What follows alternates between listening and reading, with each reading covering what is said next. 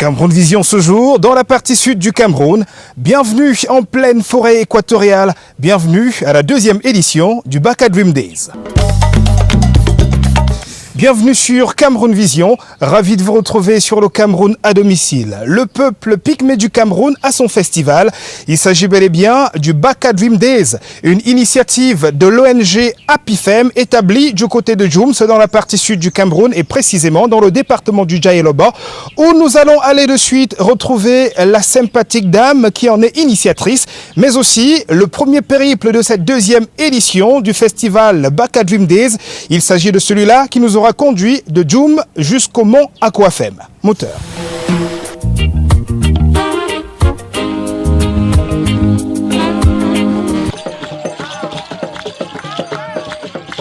Le Baka Dream Days est un festival culturel et touristique dédié au peuple pygmée.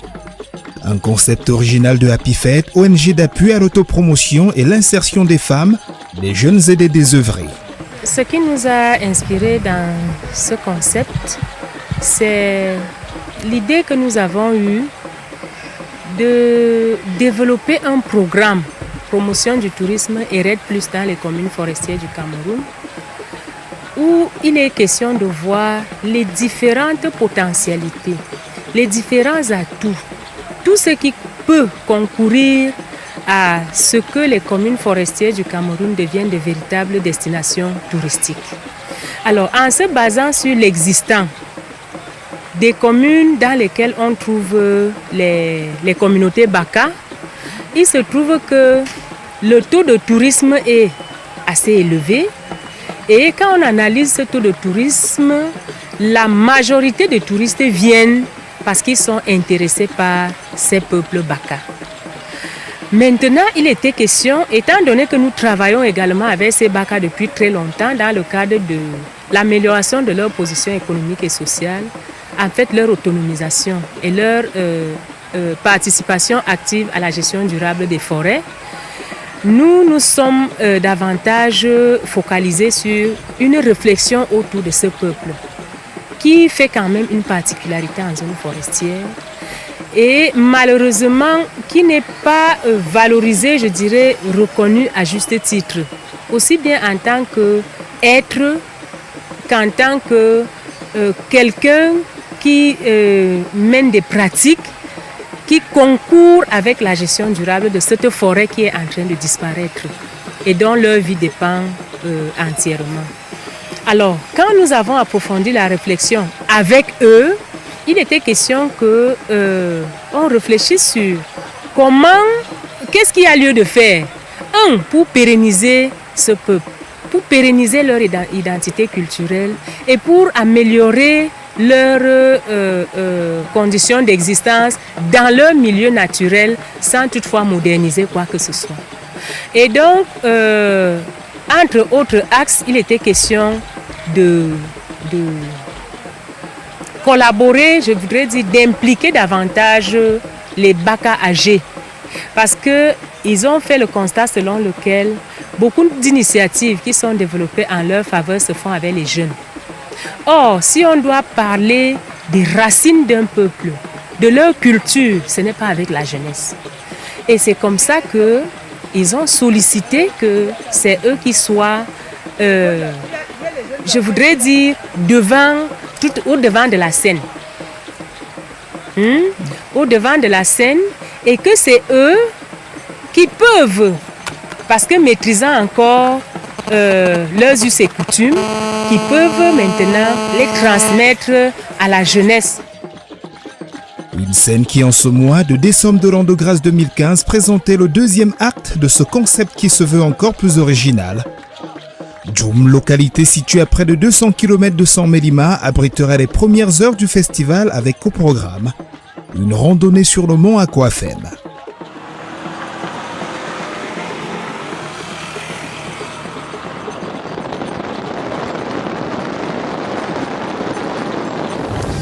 Toujours en route, partie de Djoum pour le rocher Aquafem. Nous allons faire un arrêt en ce moment même dans le village Fem. Le village Fem qui est tout simplement l'un des lieux caractéristiques et historiques de ce rocher Aquafem, parlant de la vie entre la communauté locale et le dit Rocher. Pour en savoir davantage, effectivement, nous allons à la rencontre d'un centenaire, patriarche de ce village Mfem, qui nous raconte un petit peu comment est né Djoum, comment est née l'appellation Aquafem et quelle est la vie que les autochtones ont avec justement ce magnifique rocher. Le rocher Aquafem, c'était l'ancien poste administratif. Lorsque les Français ont gagné la guerre, ils se sont installés à Aquafem. Ils quittaient Bolva pour aller à Aquafem et quitter Aquafem pour aller à Lomier. Ils ont trouvé que la piste était trop longue. Ils ont demandé au chef de canton, à l'ancien, s'ils peuvent tracer une route qui quitte Yen et rejoindre la piste qui vient à Bolva. Alors ils ont envoyé les gens pour tracer la piste de Yen. Ils sont arrivés à Ekom, là où se trouve la ville maintenant. Ils ont vu le chef. Ils ont dit au chef que le chef de l'Aquafem, le sous-préfet d'Aquafem, nous a envoyés pour chercher là où la route peut s'arrêter. Le blanc demande si vous pouvez nous accorder un endroit pour construire une autre ville parce que Aquafem est trop loin.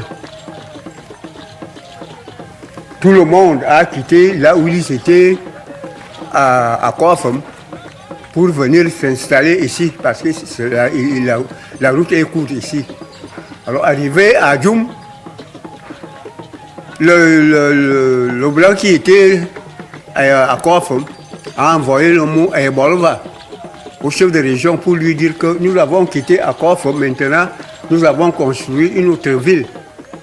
Alors le chef de région est venu, il a demandé aux populations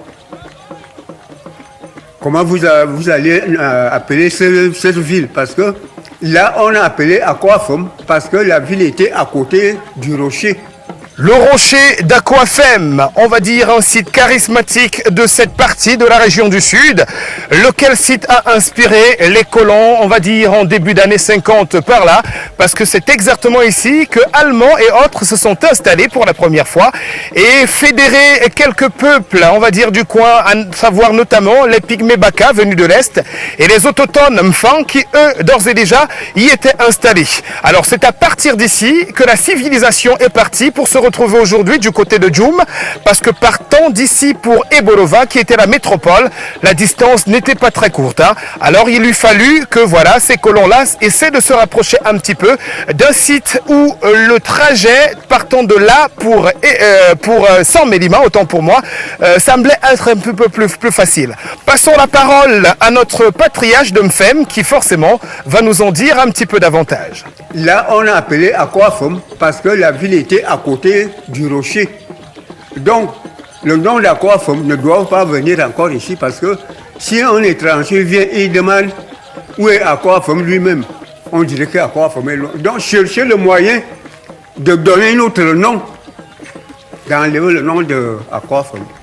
Alors, les gens voulaient donner le nom des ruisseaux qui sont à côté de Djoum. Alors, les populations se sont réunies.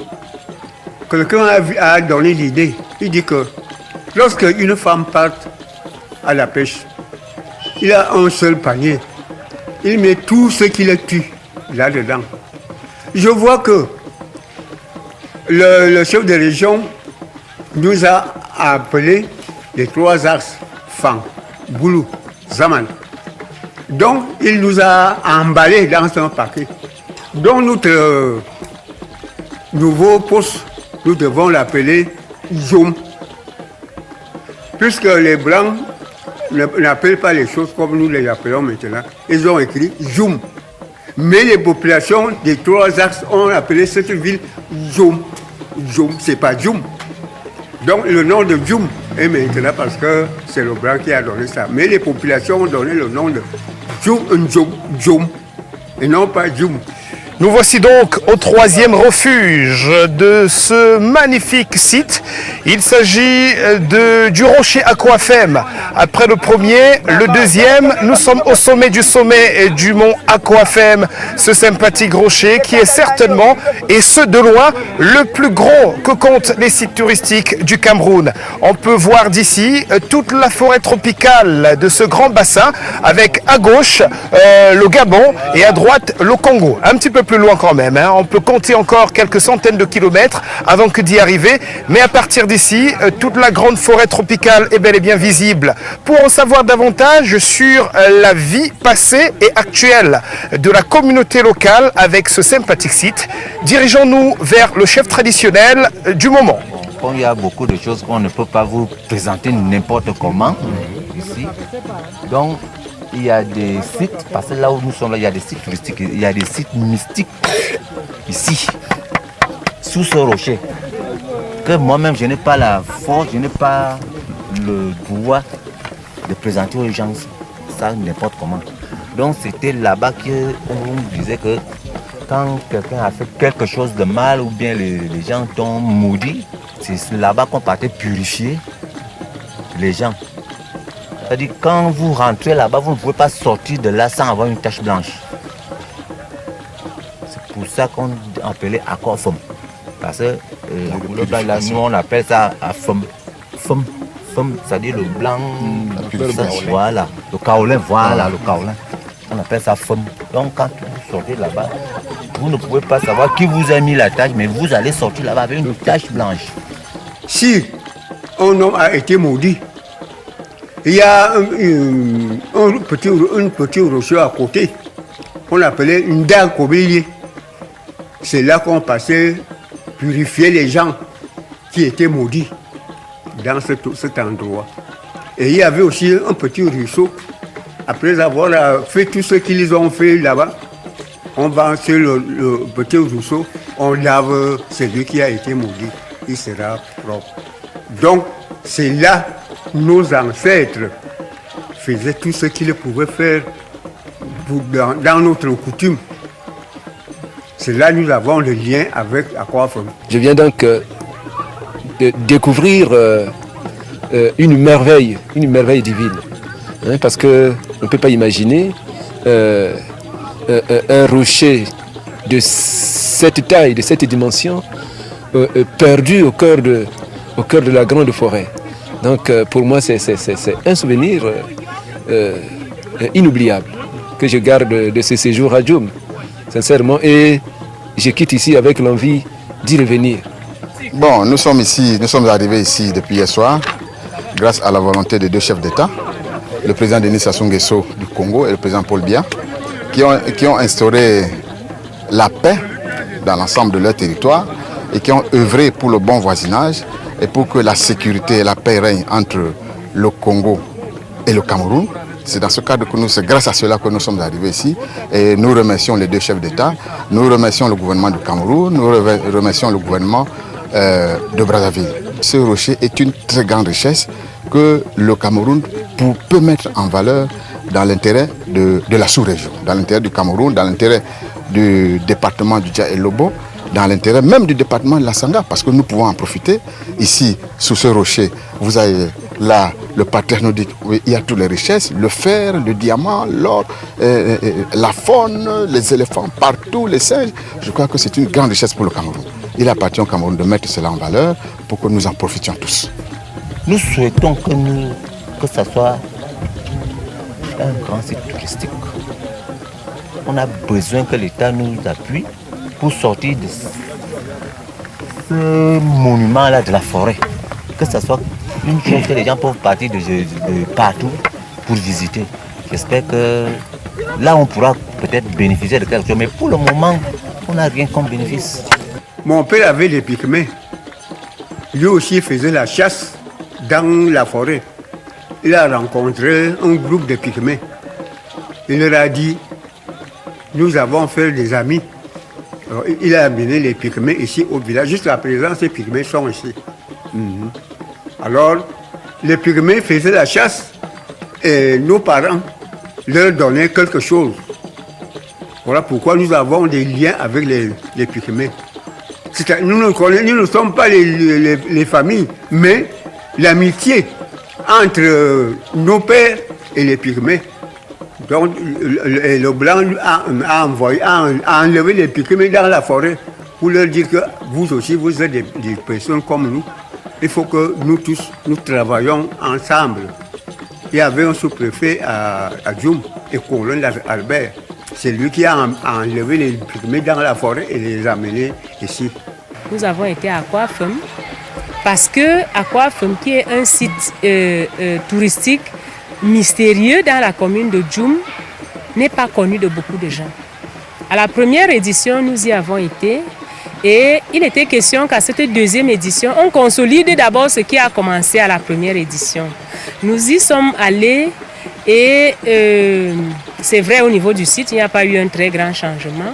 Mais notre souci, c'est que l'administration camerounaise reconnaisse déjà ce site, l'inscrive déjà dans le patrimoine national des sites touristiques, pourquoi pas international? Et que maintenant, ce site soit aménagé. Vous avez vu, quand on y allait, les gens ont commencé à se plaindre en route, oh vraiment on est fatigué et tout et tout. Mais quand nous sommes arrivés là-bas, personne ne voulait plus rentrer. Pourquoi? Parce que la beauté, parce que ce qu'ils ont vu là-bas, je crois qu'on ne rencontre pas ça partout. Au Cameroun, je dirais même dans le monde entier. Alors il est nécessaire de voir comment est-ce qu'on peut viabiliser ce site pour qu'il soit véritablement opérationnel au profit du Cameroun, au profit des populations riveraines et au profit des touristes. Voilà, après Aquafem, direction à présent Mintom, toujours dans le département du Djaïlobo. Allons voir ce à quoi ressemble le site de l'événement, mais aussi ce qui aura constitué notre quotidien une semaine durant de ce côté-là. Moteur. Qui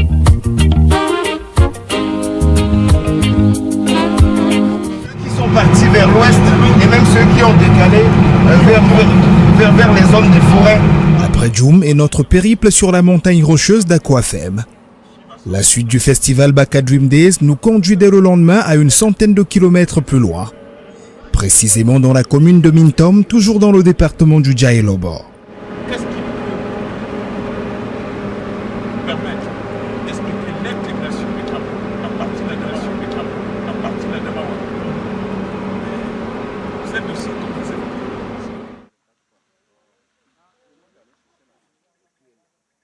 Après moins d'une heure de route, nous voici à l'entrée du site du festival.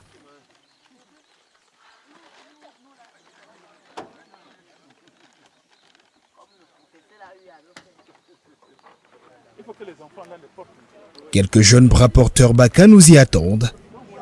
Ils nous aideront à défier le quart d'heure de marche qui nous conduira à Assok, village du festival, situé en plein cœur de la forêt.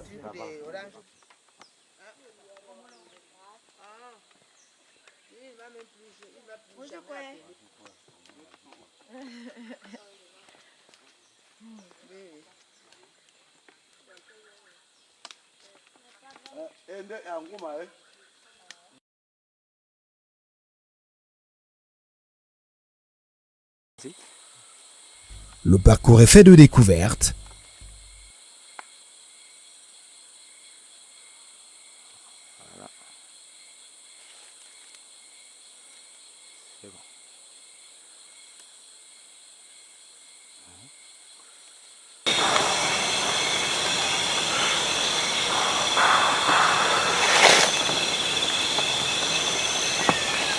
On se fera même le devoir de se mettre très vite à l'école de la langue Baka locale.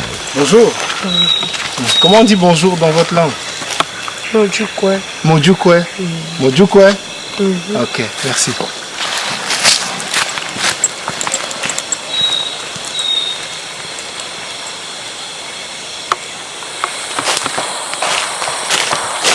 Modjoukwe. Modjoukwe. Ok. Modjoukwe. Modjoukwe. Modjoukwe. Après moins d'une heure de route, partie de Djoum sur une route parfaitement construite, Nous sommes arrivés au centre-ville de Mintom il y a de cela 5 petites minutes et après une autre traversée de 5 minutes, on se retrouve en plein cœur de la forêt équatoriale. Nous sommes donc à l'entrée du village de Baka Dream Days, deuxième édition. On se souvient de ce que la première avait été faite en pleine ville de Djoum. Oh que non, cette fois-ci, nous sommes bel et bien en plein cœur de la forêt équatoriale. Allons premièrement sur Cameroun Vision découvrir le nouveau village du Baka Dream Days, édition 2015. Mojukwe. Mojukwe. Mojukwe. Mojukwe. Mojukwe. Mojukwe. Voilà. Mojukwe. Mojukwe, maman. Mojukwe. Mojukwe. Mojukwe.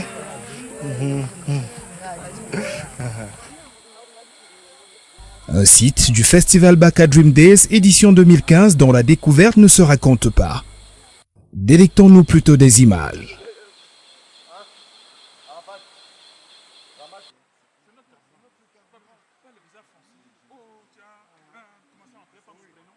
Je dois dire qu'au cours de la première édition, donc, ces adultes, les patriarches Kobo et les chefs traditionnels réunis au cours de leurs réflexions, et même les jeunes se sont rendus compte qu'il y a un problème. Les jeunes qui sont en train d'émerger sont déracinés et se coupent de plus en plus de la base.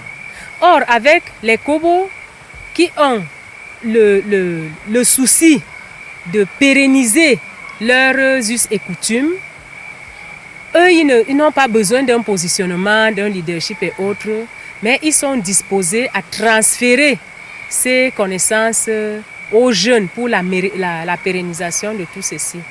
Et donc, ils ont trouvé qu'ils n'ont aucun cadre, aucune occasion pour se retrouver et échanger. Ils ont sollicité que le programme les accompagne à mettre sur pied un cadre qui peut de temps en temps les réunir. C'est pour ça que l'association des Kobo et chefs traditionnels Baka du Cameroun a été créée et qui regroupe les Baka de plusieurs communes, pas seulement d'Assok.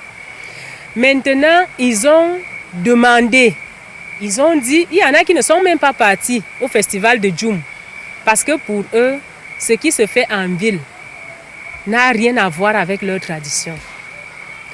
Donc, cette première édition qui était comme un éveil de conscience, une occasion de sensibilisation, a amené donc ces Baka à décider que ce sera désormais en forêt dans notre cadre naturel.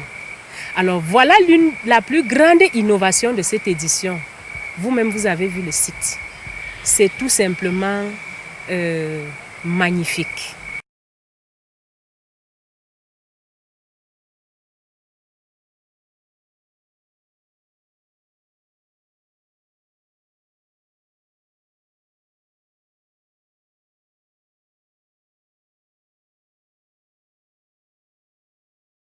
Le choix d'Assok, site du Baka Dream Days édition 2015, ne relevait pas uniquement du comité d'organisation. L'association des Kobo, en tant des chefs du village, y a été pour beaucoup. Nous les retrouvons dès notre arrivée en pleine retraite spirituelle aux côtés de leurs frères venus du Congo-Brazzaville. Ça veut dire chute. Donc il fallait trouver un village qui a le spirit des peuples de forêt. Pendant 2 ans, ils ont fouillé avant et ici, là, c'est donné que c'était là et on l'appelle Assok les chutes. Parce que l'homme Baka, pour s'installer, il faut toujours là où est l'eau. Parce qu'il fait les sels, ça doit partir. Ça doit fluer. Et le truc sacré, c'est là-bas qu'il fallait rester pour les sacrés. Tous les Baka qui sont venus du Congo, ils sont allés là-bas pour le purifier, piller leur Dieu depuis, pour reformer les anciens. Et maintenant, ils sont en train de sortir, ils ont purifié les trajets. Et c'est ça, dès lundi, c'est fermé. Donc les gens auront le privilège pendant le festival, le moment venu de visiter, mais on ne pourra plus entrer. Ça, c'est un endroit privé et prévu. Donc ce sont les grands purs Baka qui sont en train de sortir, que vous allez sortir avec une autre dimension, parce que leur Dieu a pris la route pour traverser partout. Dans le reste, je ne peux pas parler parce que ça, ce n'est pas ma culture. Je ne suis qu'un facilitateur. Tout à fait. Donc en fait, c'était une sorte de retraite spirituelle. Parce que le monde, vous savez que le Cameroun, par exemple, si on entre dans le Cameroun, les autochtones, c'était les Bororo, et les Baka. Les Bororo, c'est la zone sahélienne, les Baka, c'est la zone forestière. Et il y a eu un lâchement et une frustration de ces personnes, c'est-à-dire que le spirit a été bloqué. Il fallait d'abord un redépart, une réorientation de l'éducation, pas une éducation imposée, mais une éducation qui intègre la culture des porteurs d'une zone qui est la zone forestière. C'est ça qui a entraîné cette ressource pour un redémarrage dans la liberté, dans la paix et non dans l'imposition. Parce que le monde est cyclique et c'est le réveil du monde. C'est ça qui se fait là-bas. Il sort, je peux vous parler.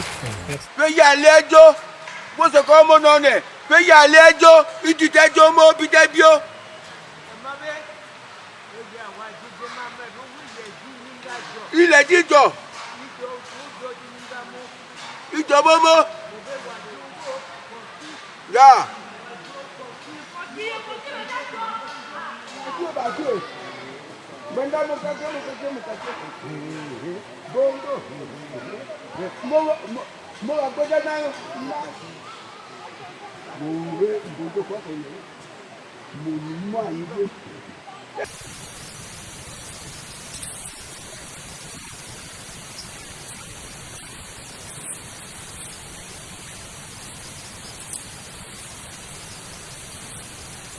L'architecture des habitations chez les Pygmées ne présage en rien un fait qui pourtant ici se veut sacré.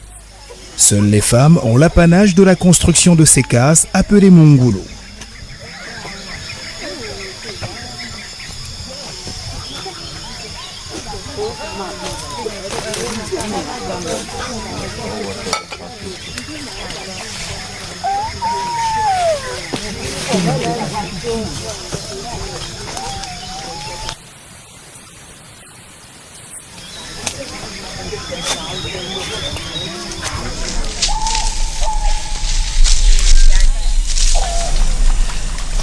Tout commence par la récolte, la mise en terre et le tissage de ces piquets, qui constitueront le socle des habitats.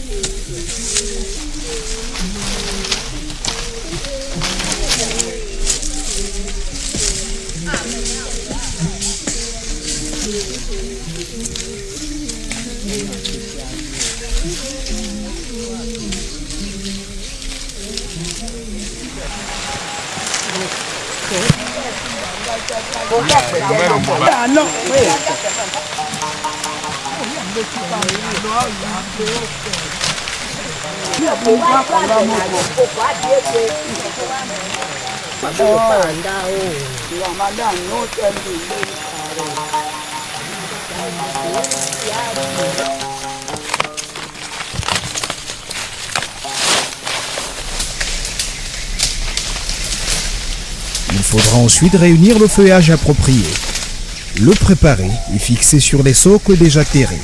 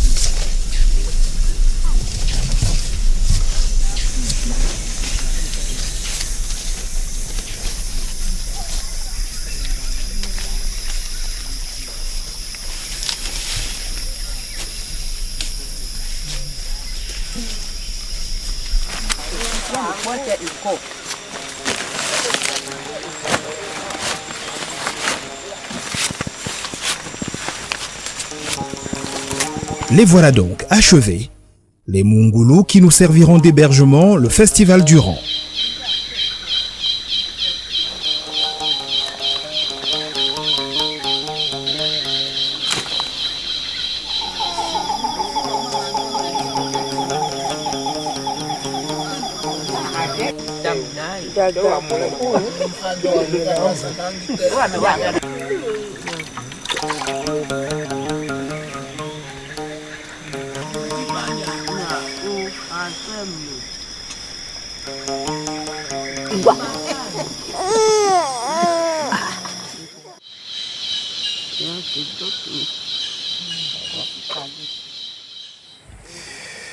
Après une nuit bien au chaud, pour nous qui avions des appréhensions relativement au fait que nous soyons en plein cœur de la forêt équatoriale et que nous soyons juste dans des huttes faites en feuilles.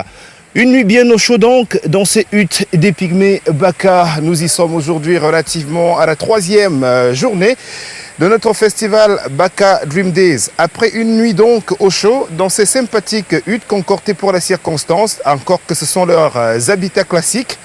Place maintenant au début de cette 3e journée qui va commencer par le décor qui va se planter ça et là. Allons voir un petit peu à quoi ressemblent les activités matinales en pays Baka qui commencent naturellement par un sympathique bain au bord de l'eau. Suivez-moi.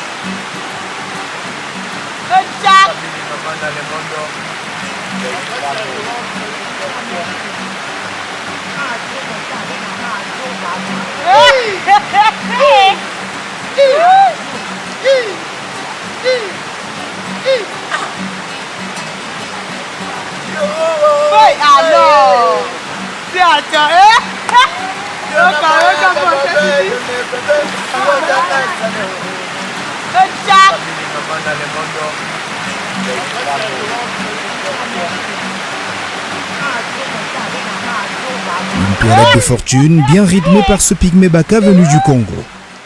Ce qui justifie aisément ce talent que nous lui reconnaissons à travers quelques pas de danse.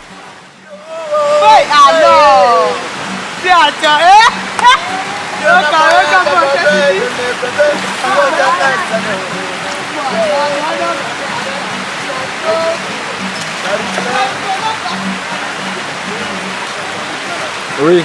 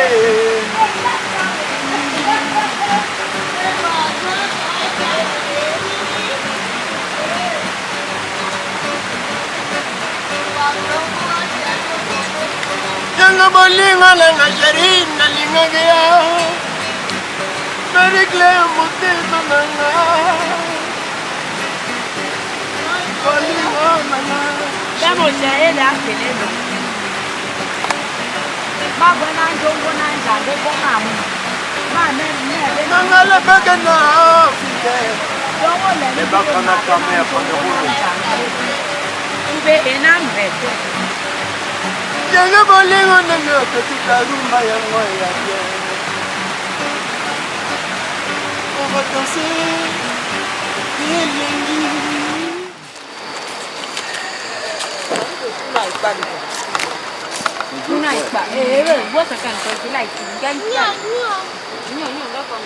La deuxième phase des activités matinales pour nous consacre le chauffage.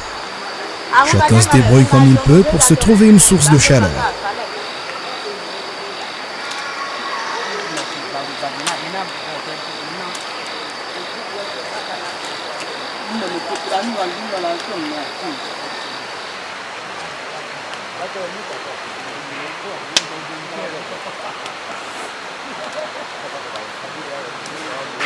La chasse d'abord, la pêche par la suite et la cueillette enfin sont on nous l'a enseigné à l'école les activités de survie des peuples pygmées.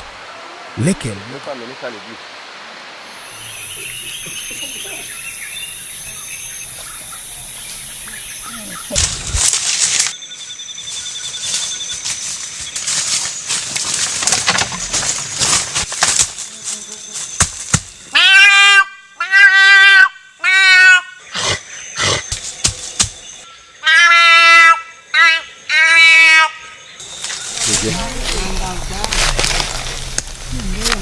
Jaffa.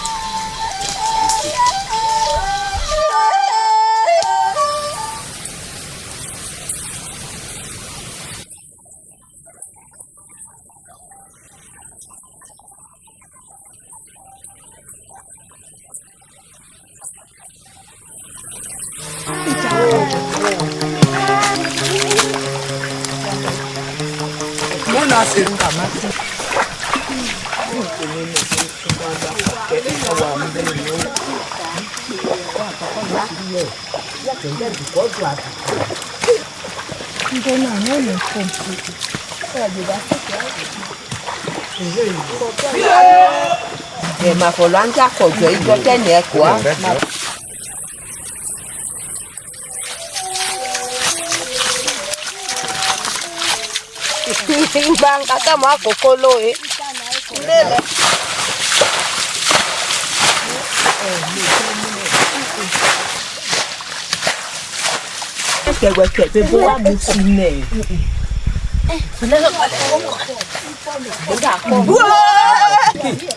yang kau buat kong beng.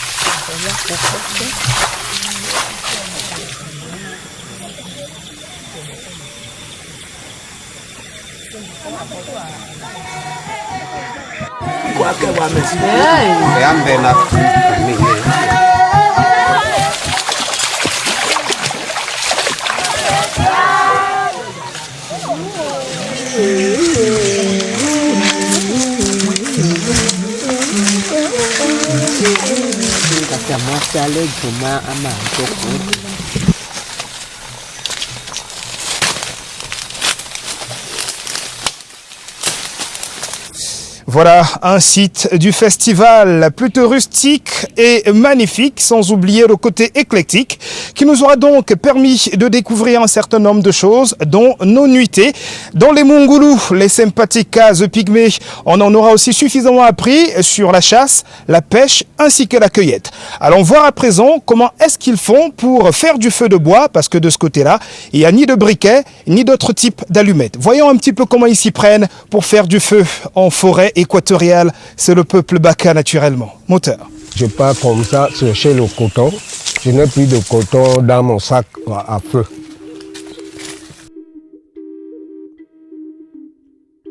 Bon, sur ce palmier-là que j'ai l'habitude de prendre le coton pour faire le ndukunu. Je gratte donc.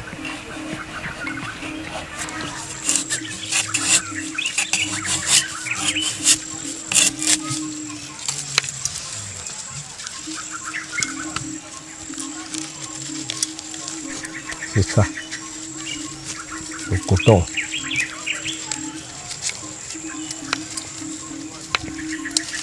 Là, je dois bien vérifier qu'il n'y a pas de petites saletés dedans.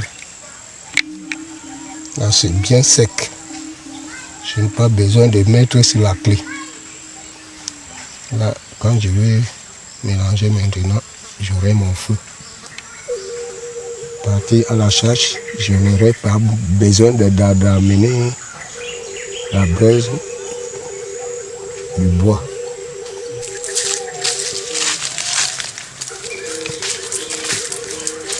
Ça, c'est la peau de banane que j'ai mis à sécher au soleil pour faire mon coton que j'appelle Ndukunula. J'ajoute encore la peau.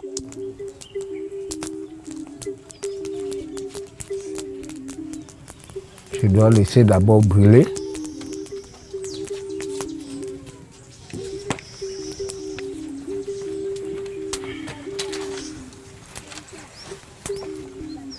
Je commence donc à ramasser.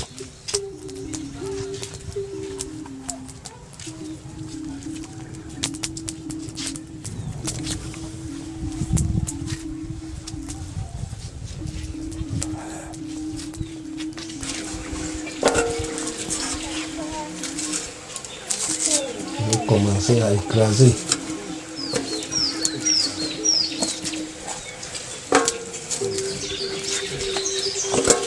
Il faut que ça devienne charbon noir.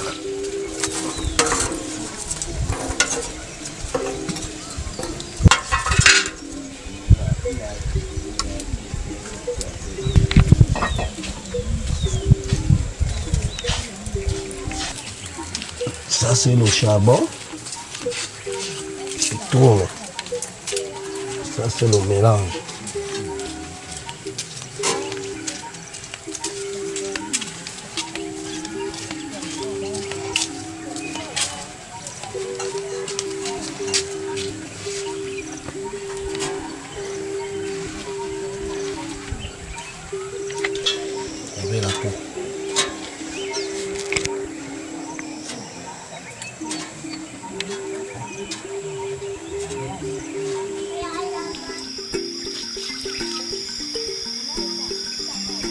Ça, c'est mon sawala. Quand nous partons pour la chasse ou bien pour le molongo en brousse, on n'a pas besoin d'amener la braise du feu. C'est ce qu'on emploie, le sawala. Le sawala, ça contient 3 matériels. Avant de faire le feu, il faut regarder si tout est complet. Voilà ma pierre. J'ai ramassé en brousse. Je n'ai pas besoin d'acheter. Et là, c'est le morceau du fer tiré sur une vieille machette. On fend la machette, on plie le truc. Et là, c'est simple. Je n'ai pas besoin de chercher l'argent pour avoir mon feu. Là, qui commence. Tchac, tchac, tchac. Voilà. On fait être appris. C'est éteint encore. Parce qu'il faut prendre du temps. Il faut que ça prend. ça prend bien. Voilà, c'est pris. Tu commences à casser ton bois. Tu commences à casser ton bois. Et tu prends le machin, les machins morts comme les lianes morts. Là, je prends mon coton, je mets là. Et en mettant là, tu surveilles que le truc ne s'éteint pas. Après, tu pourras ajouter un peu plus pour que ça doit s'allumer facilement. Là, tu ranges tes matériels pour que ça ne doit pas se perdre. Après, maintenant, là, tu vas prendre la feuille. Voilà pourquoi nous, souvent, on dit que les Bantous n'ont rien. Parce qu'ils n'ont pas inventé comment avoir les feux. Et ils comptaient sur le briquet des Blancs. Mais or, ça peut arriver un moment que si les Blancs vont arracher les feux, les aliments et tout consort, ils n'auront plus rien à faire le feu.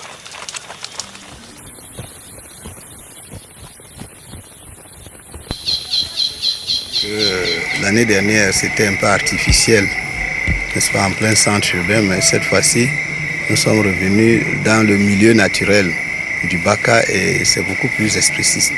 C'est bien là, la forêt. C'est la première fois que je découvre la forêt. Donc pour moi, c'est déjà un tourisme. C'est-à-dire que je fais le tourisme du nord, des montagnes à la forêt. Sentiment de joie, de satisfaction à cette découverte-là. D'être découvert la forêt, quand je suis là à l'intérieur, je ne vois même pas le soleil. Il n'y a pas de soleil. Toute la journée d'hier, moi, il n'y a pas de soleil. Je suis sous l'ombre, dans la forêt, au fond même de la forêt, avec les Baka. J'entendais souvent Baka, les Pygmées, bon, je ne savais pas comment ils vivaient. Aujourd'hui, je suis bien, j'ai vu comment ils vivent, comment ils se retrouvent dans la forêt. Je suis très content, je suis très fier pour cette découverte.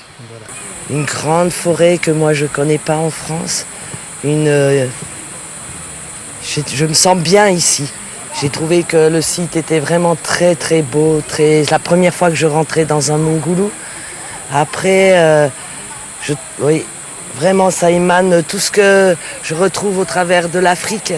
Un grand cœur, le partage, surtout le partage, le vivre ensemble. Et pour moi, en tant que Belge habitant en France, c'est énorme. C'est énorme tout ce que l'Afrique et ce lieu peut m'apporter. Je viens de Guider. Baka Dreams Day est exceptionnel.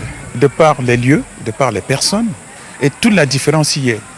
D'abord, c'est donner la parole, donner l'opportunité de rencontrer des peuples que nous avons généralement marginalisés et que l'on a généralement considérés comme incapables de culture. Nous vivons depuis des jours à une sorte de démenti formel des peuples sans culture ou des peuples marginaux. Ça, c'est le premier point. Alors, la première chose qu'il faut dire, évidemment, que ce festival, et en particulier ce lieu, est complètement magique. Je crois que toutes les personnes qui sont arrivées ici, de jour ou de nuit, ont été émerveillées, éblouies. Cet endroit est magique, il a été très très bien aménagé. Ça, c'est vraiment fantastique. Et par sa nature, c'est un endroit vraiment merveilleux. Donc ça, c'est une évidence, c'est une absolue évidence. Donc, cette idée de départ, elle est merveilleuse. Pour la mettre en musique, il faut simplement peut-être faire le bilan et se dire, voilà, qu'est-ce qui a peut-être coincé ou simplement qu'est-ce qu'on peut améliorer. On peut toujours améliorer et construire à partir de ça.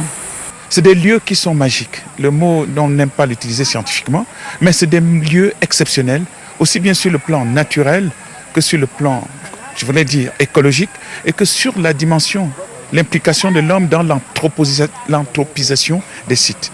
Alors là où nous nous trouvons, c'est en quelque sorte l'habitat des Baka.